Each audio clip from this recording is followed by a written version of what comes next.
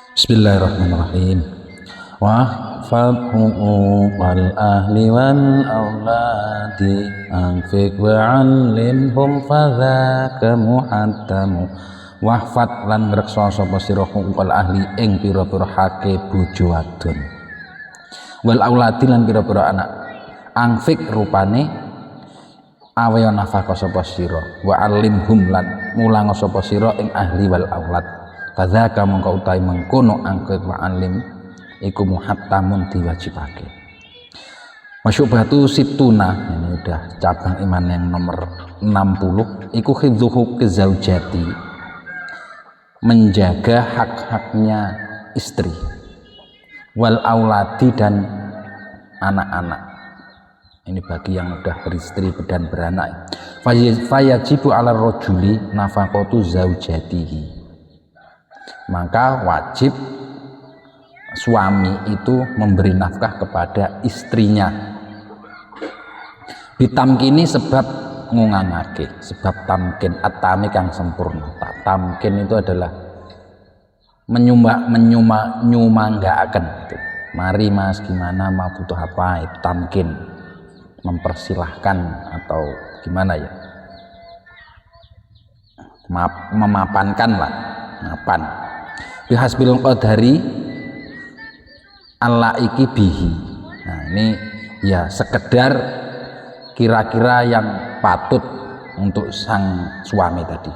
Wahya muqaddaratun fi qillati wa kasrati, itu dikira-kirakan di dalam sedikit dan banyaknya, bi'tibari isari wa isarihi wa tawasutihi.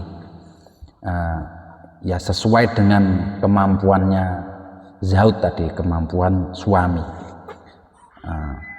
Baik apakah dia termasuk orang yang kaya atau yang sedang-sedang atau yang miskin, ini berbeda-beda ya. Kalau kaya ya nafkahnya ala kaya, kalau miskin ya ala miskin, kalau sedang-sedang ya ala sedang-sedang. Jadi tidak bisa menjadi patokan berapanya. Wala tasqutu nafaqatuha bimadz zamani bila infakin. Nah, dan nafkah ini itu tidak bisa gugur, tidak gugur sebab terlewatnya zaman yang tidak infak. Maksud tidak nafkah, maksudnya umpama 1 minggu nggak diberi nafkah atau sebulan nggak diberi nafkah, itu berarti dia itu masih terhutang. Bal tasiru dainan, masih berarti masih punya hutang, suaminya tadi punya hutang nafkah ini tadi. Dainan ala rojuli, untuk terhadap untuk suami. Jadi suami berhutang kepada istrinya nafkah tadi. Li'anna nafaqata zaujati mu'awidotun fil muqalabati tamkin. Karena ya nafkah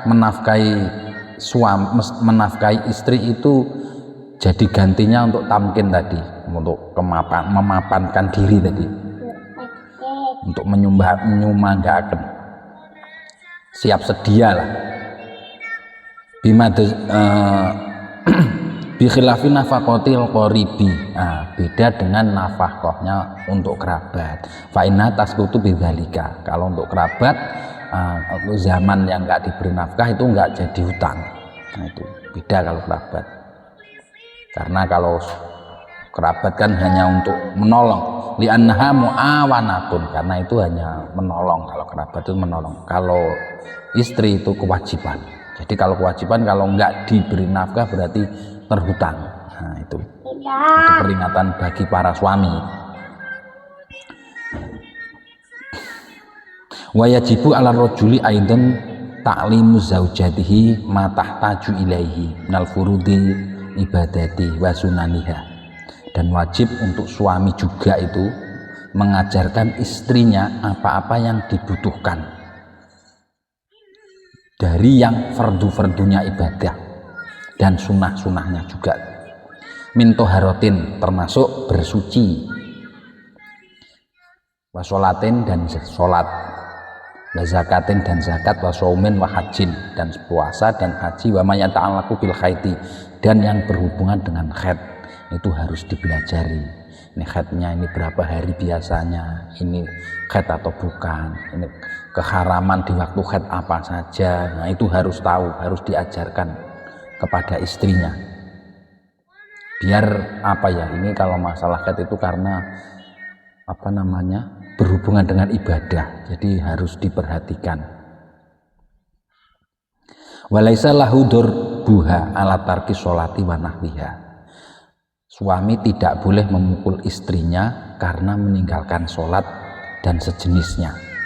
Min hukukillah, yang dari haknya Allah, termasuk sholat itu kan haknya kepada Allah, jadi nggak boleh memukul.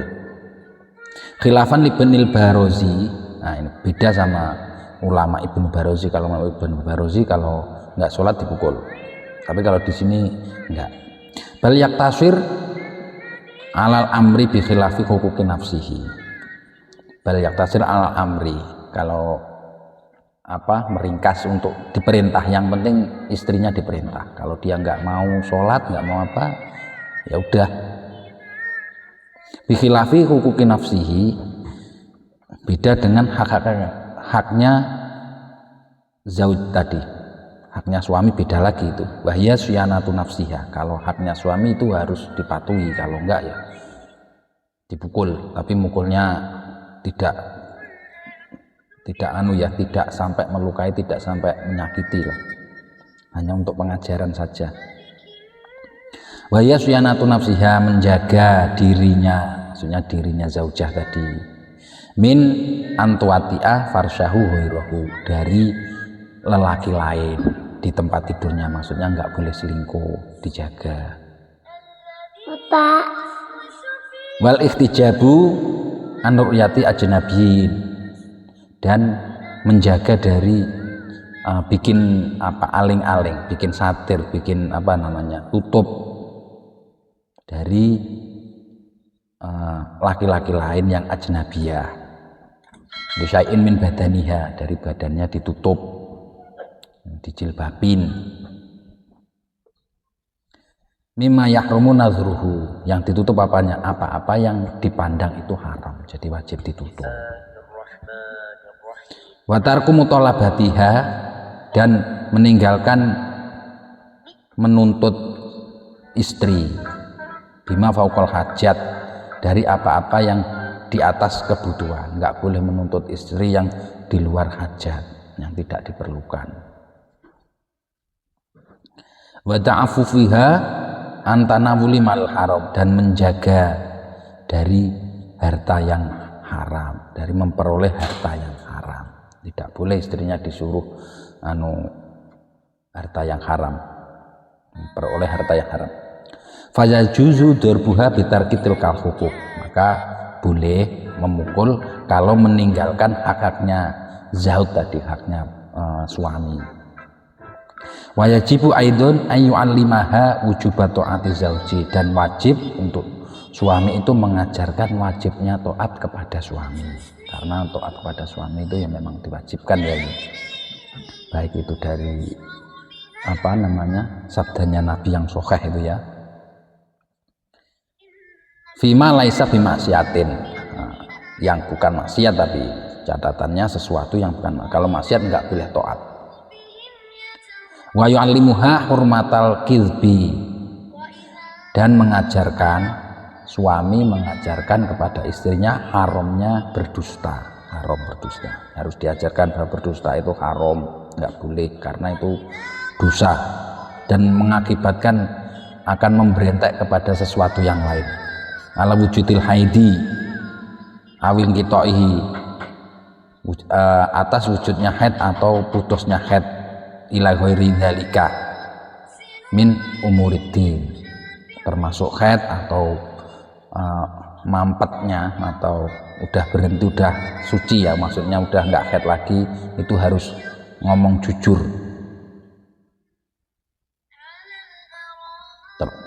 Di samping itu juga selain itu tadi, dari beberapa perkara agama, termasuk nggak boleh hasud, nggak boleh ngerasani, nggak boleh, itu penyakit-penyakit hati harus diajarkan dan diberi apa namanya penawarnya. Maksudnya penawarnya ini umpama bakhil, nah ini harus dilawan dengan sifat luman, hasud dilawan dengan sifat ini ya, itu harus semua diberi apa namanya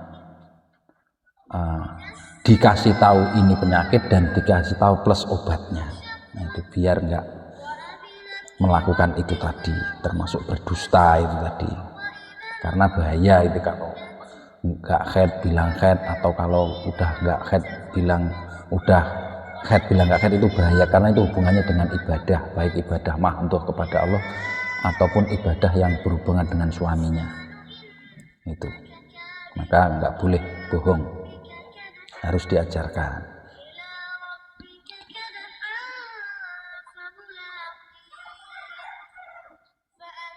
Wa yajibu ala abna'in nafaqatul auladi, dan wajib alal abai ya, wajib bapak-bapak ini memberi nafkah kepada anak-anaknya idza aksaru wa ajazu anil kasbi, ketika dia itu miskin atau dia itu nggak mampu bekerja. Nah itu wajib, ini bapaknya yang beri nafkah kalau dia itu miskin atau nggak mampu bekerja. Lisogrin au zamanatin au jununin au marodin. Nah termasuk karena kecil atau karena lumpuh, nah, itu kan nggak bisa kerja. Atau junun itu edan itu ya hilang akal itu ya, ayan itu epilepsi kayak itu. Au marodin atau sakit. Nah kalau sakit, anaknya sakit atau nggak bisa kerja, nah itu yang wajib memberi nafkah adalah bapaknya. Wahadzan nafaqatu iklatu qaddaru fi kasratiha wa qillatiha. Nah, nafkah ini untuk anak ini juga tidak bisa dikira-kirakan, banyak dan sedikitnya nggak bisa dikira-kirakan. Bal hiyat biqadril kifayati. Nah, itu ya kira-kiranya kecukupan. Wa takhtalifu bi kibaril auladi wa saurihim. Nah, beda antara anak-anak yang udah besar dan anak-anak yang masih kecil, itu kebutuhannya pasti berbeda. Wa zuhadatihim wa rubatihim, termasuk dia itu enggak terlalu senang dunia dan yang senang dunia itu juga beda-beda. Itu cari caranya memberi nafkah beda-beda, tergantung kemampuan juga tergantung anaknya juga kan gitu. Wa yajibu alaihim ta'limuhum al-adab fi shaurihim. Nah, wajib juga mengajarkan adab pada waktu masih kecil, anaknya wajib diajari adab oleh bapaknya. Wa tuharota wa sholata, dan wajib diajari atau dibelajari sholat dan toharoh. Wa amruhum bidzalika ba'da tamyiz ma'atamami sab'i sinin, dan diperintah itu tadi masih kecil disuruh mengajari adab ya kan, toharoh dan sholat. Tapi kalau udah umur sempurna 7 tahun disuruh baru tadi diajari, yang udah 7 tahun baru disuruh melakukan sholat toharoh itu 7 tahun. Wadorbahum ala tarki zalika fi asyri sinina, dan dipukul kalau meninggalkan termasuk toharoh dan sholat tadi ya, kalau sudah umur 10 tahun. Jadi mulai masih kecil diajari adab, belajar bersuci, sholat. Kalau mulai 7 tahun diperintah, kalau udah 10 tahun kok nggak mau diperintah, dipukul. Nah itu.